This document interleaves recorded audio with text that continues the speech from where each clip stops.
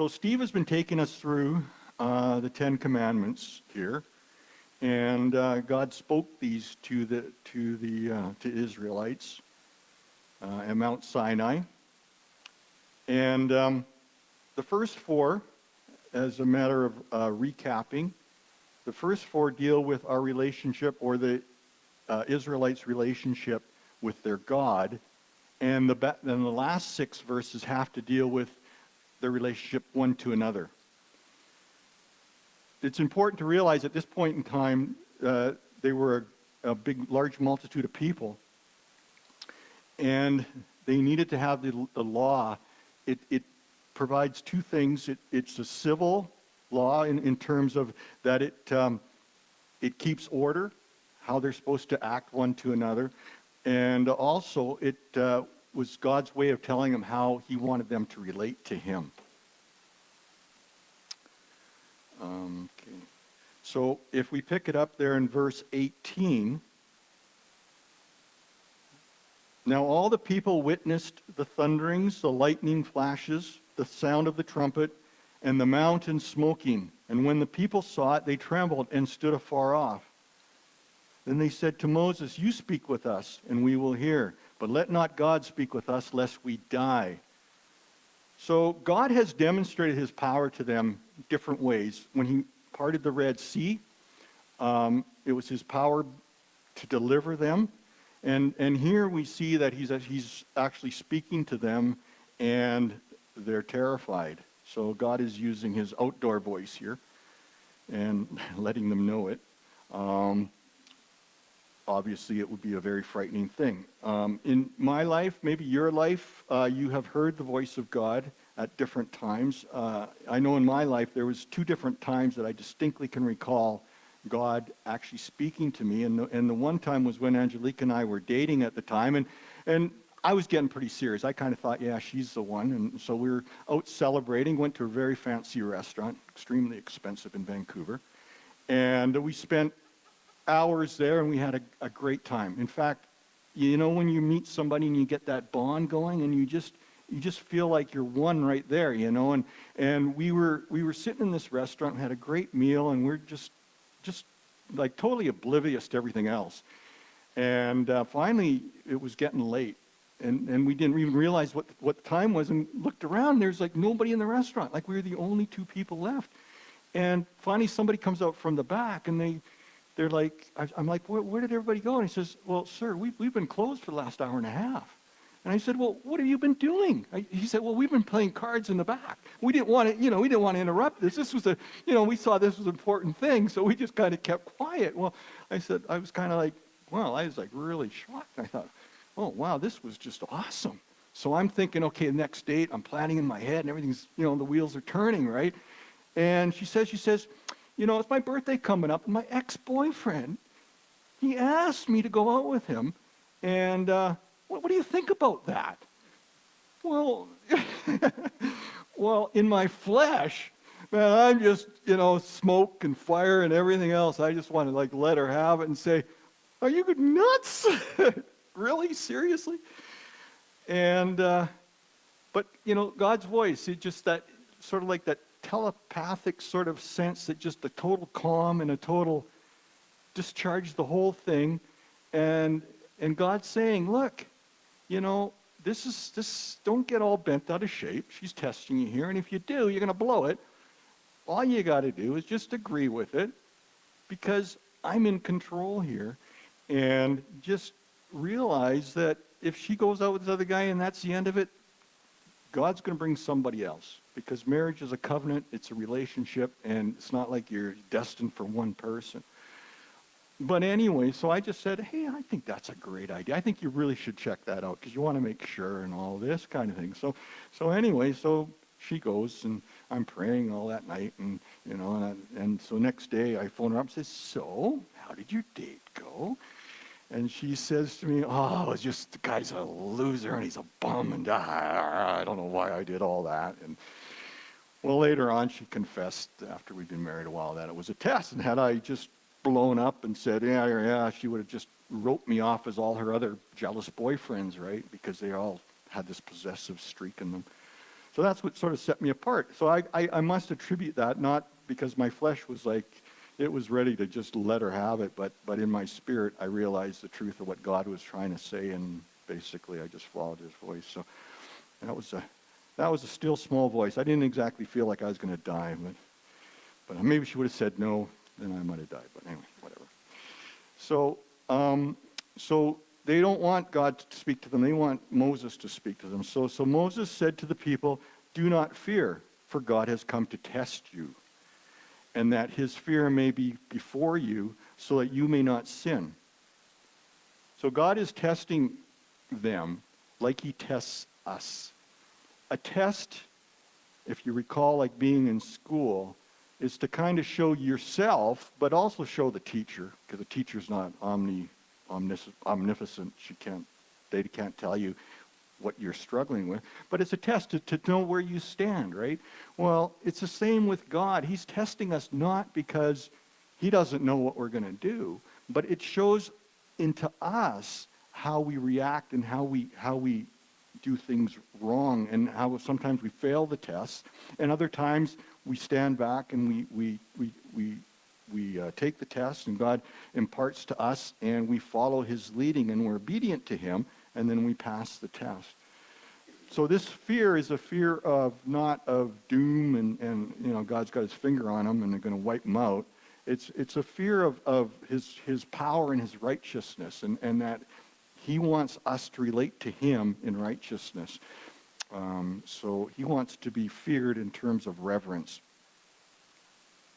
So the people stood afar off, but Moses drew near the thick darkness where God was. And in verse 22, then the Lord said to Moses, "Thus you shall say to the children of Israel, you have seen that I have talked with you from heaven. You shall not make anything to be with me, gods of silver or gods of gold, you shall not make for yourselves." So this now is, he's elaborating now. He's explaining to them more putting flesh on this, and basically more of what he expects from them. So basically, when it says here, you're not to make gods of silver or gold, he's not implying that silver and gold are evil and they're bad. God blesses us materialistically. We have things and stuff. It's not the things that are the problem. It's our relationship to them and how we venerate them. Like this gold ring, okay? It's, 10 karat gold. So it's not really a super good ring, but 10 karat gold. But it's just a ring. It's just gold, right? I wear it. But it's just a reminder, and it's just a significance of my covenant I have with my wife. So in and of itself, it's not something I worship. But now, if I took it home and I polished it up, and I got really sparkly, and I'm like, oh, this ring is all good. Oh, yeah. Oh, I can't live without this ring. Then that would be a problem, because it's no longer. It's like I'm worshiping this ring. So God is saying, do not make these idols of silver and gold. And the people they just finished saying, oh, whatever you say, we're going to believe, and we're going to follow, and we're going to hear you. But it's quite evident in a couple upcoming chapters that it doesn't take them very long to fall on this when they're worshiping the golden calf. So they've already broken this first law that God has. And God goes on and says, "An altar of earth you shall make for me, and you shall sacrifice on it your burnt offerings and your peace offerings, your sheep and your oxen. In every place where I record my name, I will come to you, and I will bless you. And if you make me an altar of stone, you shall not build it of hewn stone. For if you use your tool on it, you have profaned it." So basically he's saying, I don't want anything super fancy, because I know you guys. You're going to just start worshiping what you're making. So basically, he doesn't. It just wants everything to be plain. He doesn't want them to make it really fancy. So he wants them to just build it naturally and stuff like that. And I think we tend to, as a church, fall in this area because, I can recall when I was in Vancouver and my brother's getting married. And we went to this church in Vancouver, and it was a gorgeous church, really beautiful. And like my sister-in-law say, oh yeah, look at this, it's all got the stained glass. And I'm like, yeah, it's really beautiful. I mean, it's beautiful, but it's just a building. And I think sometimes we kind of get the feeling that, well, gee, if I go to that church, God's more powerful, and that's the church where God is, because look at this place, it's great, you know? And I can recall meeting people since I've been out here in Fernie, and we get talking, you know, and from our other church, and, you know, well, like, where's your church?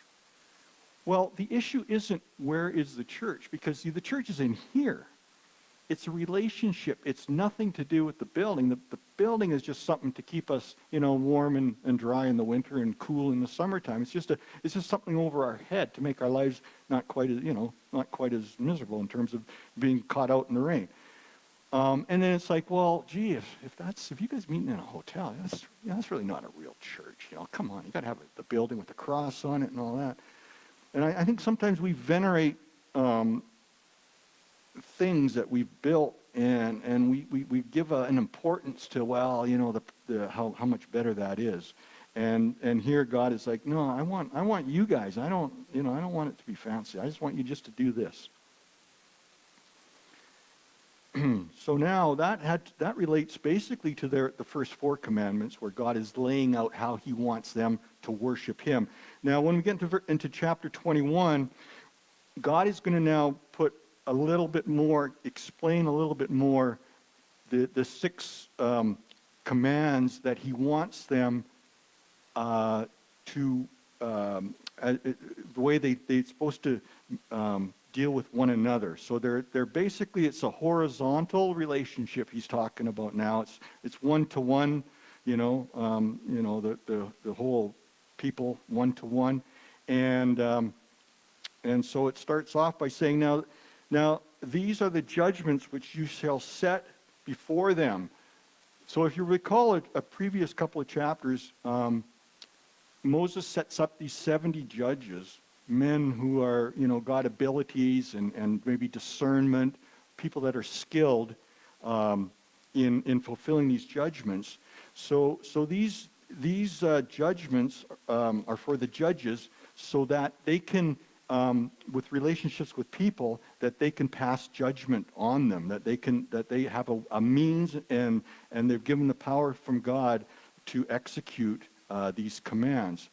So the first one here says, if you buy a Hebrew servant, he shall serve 6 years, and in the 7th he shall go out free and pay nothing. Back in their culture, it's not like our culture is here. I mean, we've got, you know, a social net that, you know, helps people out, and nobody is left to basically fend for themselves. But back in their culture, if you got into debt, or if there was a way that you could not provide for yourself or your family, you could actually be sold to somebody who did have the means to pay your debt. So basically, I guess it's kind of like employment in Canada, okay? You know, you go work for your boss, which is kind of like your master, I guess, because he says, okay, these are the rules. I want you to be here at 8 o'clock, and you're going to work from 8 to 4:30, and da-da-da, you got an hour for lunch. So in a way, in kind of in a real sense, it's kind of the same, I think. We sometimes think of a servant as a slave, but that is not what we have here. This isn't a slave and master relationship.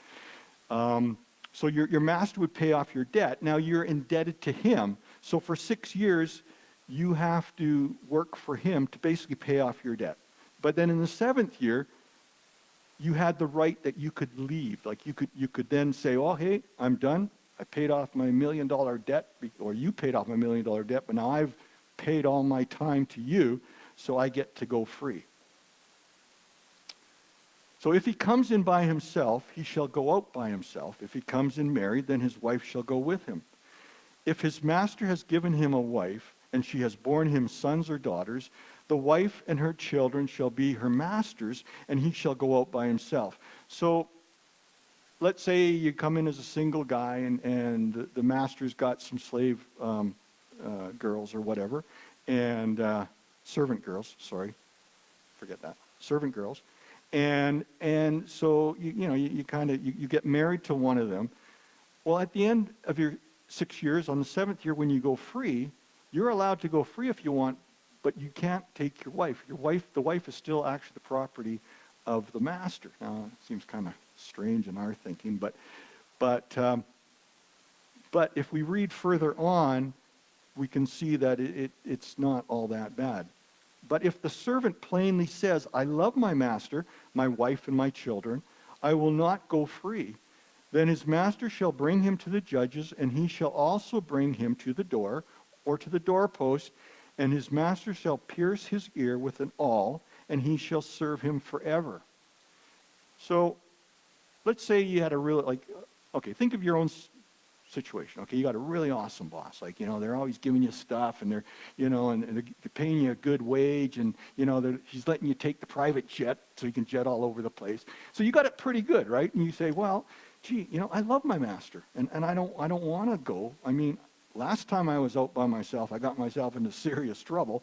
What if it happens again? I get a different master. So over this course of 6 years, you develop this relationship, and it goes far beyond just, I got a debt to my master. It starts off with, I got a debt I got to pay, but it develops into a relationship where you love your master. You're not there just for the money or to pay off a debt. You now actually have a relationship, and you've been married and all this. So there was a way that you could actually become what's called a bondservant. Now, the idea of the bondservant is now you're pledging yourself, and you're demonstrating that by having your ear pierced. And then you then would serve out the rest of your life working for your boss, and he takes care of you and everything else, and you have your wife and your kids. Now, can anybody think of any other bondservants in the Bible? We can look in the New Testament. That would be a good place to start. Paul calls himself a bondservant. So what he's referring to is his relationship with God now isn't, I owe God, but I don't owe God, if you know what I mean. I'm not here working for myself anymore. My relationship with God is a love relationship. And now what I do for God out of love. And so that term bondservant. But there's even a greater bondservant than that. Jesus Christ, who paid our penalty, is the ultimate bondservant in that he being God, even though he was God, he still laid everything down. And that in Philippians 2:7, Paul's identified as a bondservant, and Jesus took on the form of a bondservant to God. So basically, his relationship, he set it all aside, came down, and became a man to take upon our sin, but he did it out of love for the Father. So it's another beautiful picture of what it is to be a bondservant. Okay. So then moving on here, in verse 7, and if a man sells his daughter to be a female slave, she shall not go out as the male slaves do. If she does not please her master, who has betrothed her to himself, then he shall let her be redeemed. He shall have no right to sell her to a foreign people, since he has dealt deceitfully with her. And if he has betrothed her to his son, he shall deal with her according to the custom of daughters.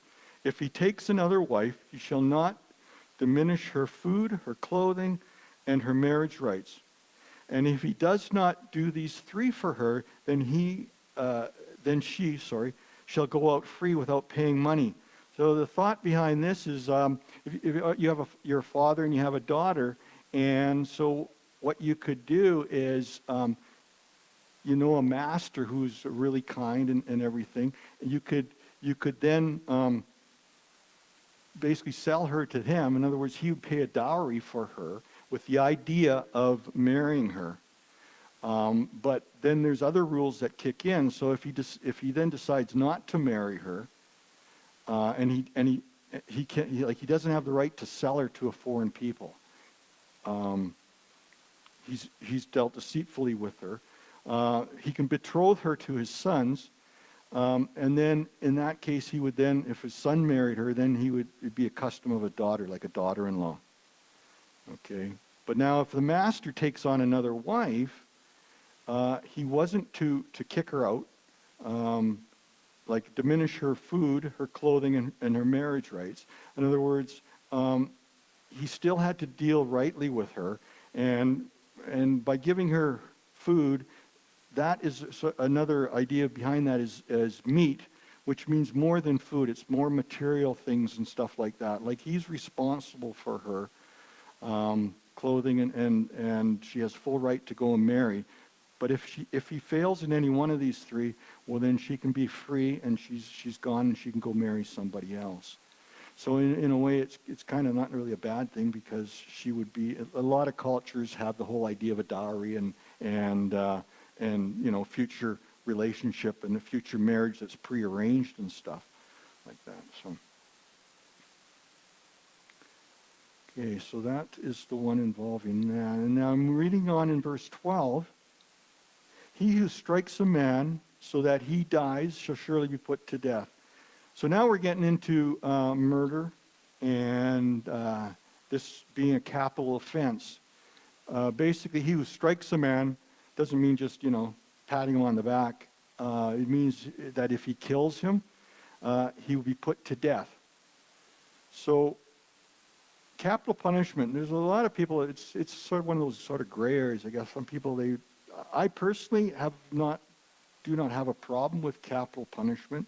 I think in certain instances, I think it can be a good thing. God obviously is saying right here that if you kill somebody deliberately, you should be put to death. I just reading an article in the news the other day, and it's a trial involving a youth back about in 2016 who went into a store, bought a knife, went back to his high school in Abbotsford, and he stabbed to death a 13-year-old girl. And just really, I don't know, incomprehensible. I don't even understand how that's even possible. And by the time they got to him, the girl had already died. They couldn't save her. So now it's coming up for trial, and the judge asks, well, how do you plead? And the guy says, I plead not guilty. And the lawyers stepped up right away and said, yeah, he's not guilty he's got mental health issues. Well, I don't read that in the Bible here. I think that is sort of cut and dry, in that, I think that there's something wrong there with that system. I mean, God has obviously instituted this. Capital punishment, I don't think is wrong in certain situations. But it goes on. Now, because that being predetermined or premeditated, where it's planned out, but God makes exceptions. It says, however, if he did not lie in wait, but God delivered him into his hand, then I will appoint for you a place where he may flee. So this would be more like manslaughter, where, it was just an accident. Something happened, you're in the wrong place at the wrong time, and, whatever, where you accidentally killed somebody. Well, then you could flee to a place. And God set up these cities of refuge in Judea.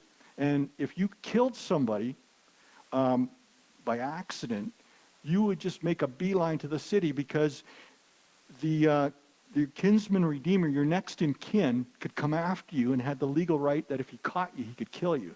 But if you ran and you got to one of these cities of refuge, you found safety in the wall of the city, and you could plead your case, and they would look into it, and if it was deemed that it was an accident, then you wouldn't be killed, and you would be safe. So there's obviously here there's different levels of it's once again it's the intent of the heart. All our laws, it's always the intent of the heart. Like Bibles, like the Ten Commandments. I can say to myself, "Oh, gee, I live by the Ten Commandments. I haven't killed anybody. I haven't murdered anyone. I haven't committed adultery. I don't go around stealing things." But it's not. The law is not physical. The law is a condition of the heart, and that's why Jesus said that it's in your heart. And if you just hate your brother, that's enough to have murdered him. So you're guilty. And if you're guilty of just one of these, then you're guilty of all. But Jesus came because who saved us from our sin when we believe in him and put our faith into him. So, but if a man, in verse 14, but if a man acts with premeditation against his neighbor to kill him by treachery, you shall take him from my altar that he may die. So, back then they had this thing, well, you could run to the altar and hold the altar and you'd be saved. But once again, premeditation deserves a capital punishment. There's a life for a life. And then in verse 15, and he who strikes his father or his mother shall surely be put to death. Now here again, it's dealing with an adult child, and if you hit your father or your mother and you kill them, you too were to be put to death. Verse 16, he who kidnaps a man and sells him, or if he is found in his hand, shall surely be put to death. Kidnapping, believe it, was also considered a crime, a capital punishment, because you're stealing somebody. You're stealing somebody's life, and we don't look at it in our laws. We don't look at it that way, but God considered that to be a capital punishment. And he who curses his father or his mother shall surely be put to death. Now, that's seems kind of a harsh thing. And it's something that we in our society would have a hard time understanding that. But I don't know about you, but I kind of think the world's just taken a real crazy turn, and it's just getting really super weird out there. I'm thinking in terms of sort of like this children movement, and now all of a sudden everything to do with oil is bad. It's like, where are the adults in the room? Like how come, this Greta, she's passionate, I give her that. But where are we going with that? It's kind of a crazy thing. I think we need to sit her down and kind of straighten her out, because there's a lot of things we get from oil that are good things. So anyway. So if men contend with each other, and one strikes the other with a stone or with his fist, and he does not die, but is confined to his bed, if he rises again and walks about outside with his staff, then he who struck him shall be acquitted. He shall only pay for the loss of his time, and shall provide for him to thoroughly be healed. So here's a case where, the guy doesn't die. You had a fight. You're responsible. You're responsible in terms of you hurt him, and he hasn't been able to work. So you're supposed to take care of him. But then again, there's no capital punishment here. You're going to be acquitted. You just have to pay for the loss of his time, and provide that he gets healed properly, because you're responsible in terms of that. You put him in that condition. And verse 20, and if a man beats his male or female servant with a rod, so that he dies under his hand, he shall surely be punished. Notwithstanding, if he remains alive a day or two, he shall not be punished, for he is his property. Okay, so here again, it's in regards to master and a servant.